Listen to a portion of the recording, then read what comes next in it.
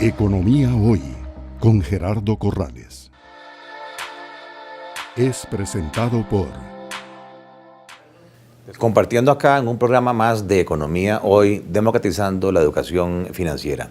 Continúo con el doctor José María Oriamuno conversando sobre materia tributaria. Bienvenido, José María. Gracias, Gerardo.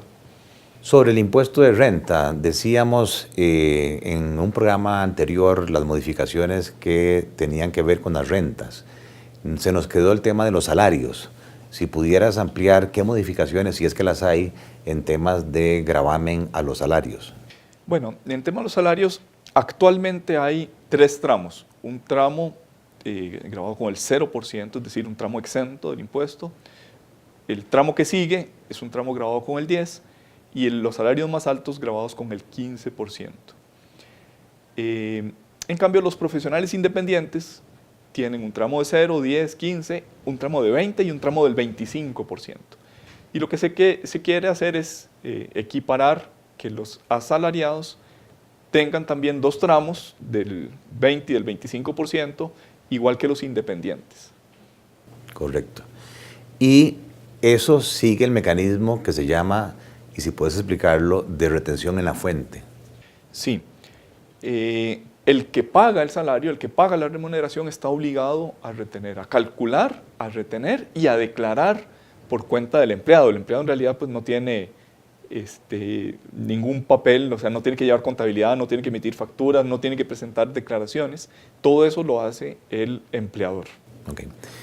Otro concepto que no hemos abordado es que cuando se tienen contabilidades en otras monedas, surgen ganancias o pérdidas cambiarias.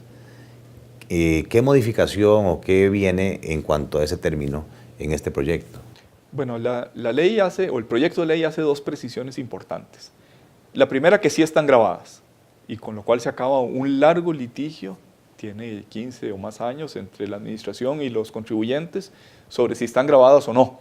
Grabadas las ganancias y deducibles las pérdidas cambiarias. Sí, bueno, esto segundo, la deducibilidad de las pérdidas no ha sido nunca objeto de discusión. No ha sido, la administración, para ser coherente con que considera grabadas las ganancias, concede la deducibilidad sobre las pérdidas.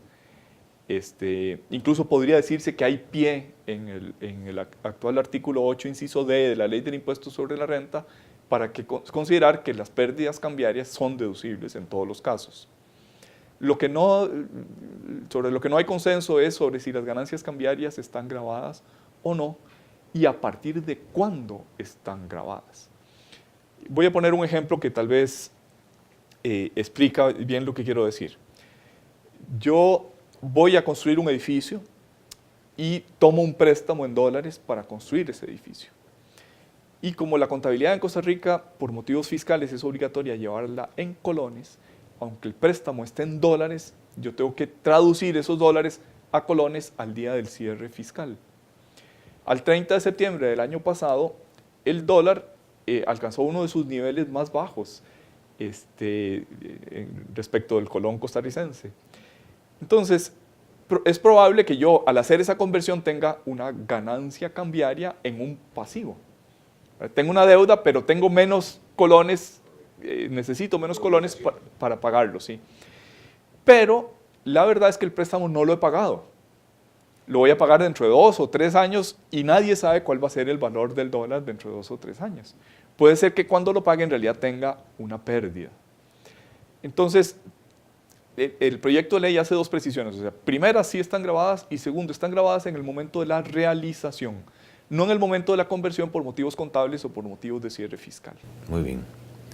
Y yo diría, en términos del concepto que utilizaste en un programa anterior, de renta global, que se confunde mucho con la renta mundial. ¿Cuál es la diferencia entre estos 2 conceptos y cuál de los 2 sistemas es el que está adoptando el país?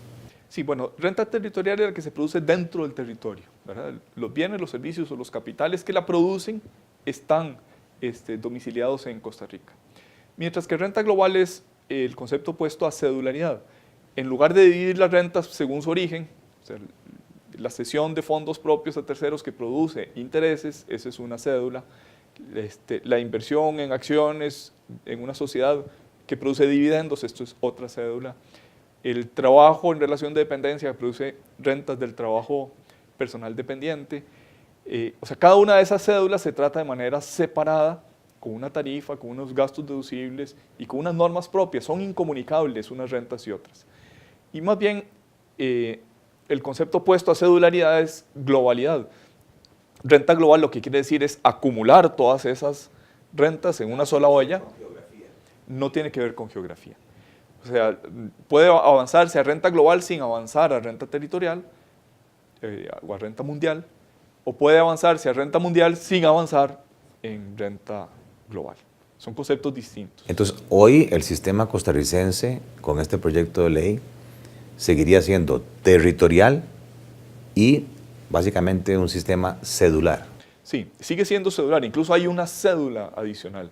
Con la única excepción de los bancos, el impuesto sigue siendo cedular. Para los bancos sí empieza a ser bastante global con una adición que se hizo en el artículo 1 del proyecto de ley. Sigue siendo mayormente territorial, aunque sí hay algunas rentas pasivas, típicamente las inversiones en títulos valores fuera del territorio nacional, que si el que las percibe está domiciliado en Costa Rica, en ese caso sí estarían gravadas con el proyecto de ley. Muy bien, hemos estado ampliando el concepto de renta global que viene en el proyecto de fortalecimiento de las finanzas públicas. Gracias por estar con nosotros en un programa más de Economía Hoy, democratizando la educación financiera aquí desde el Hotel Real Intercontinental en San José de Costa Rica. Es presentado por Economía Hoy, democratizando la educación financiera.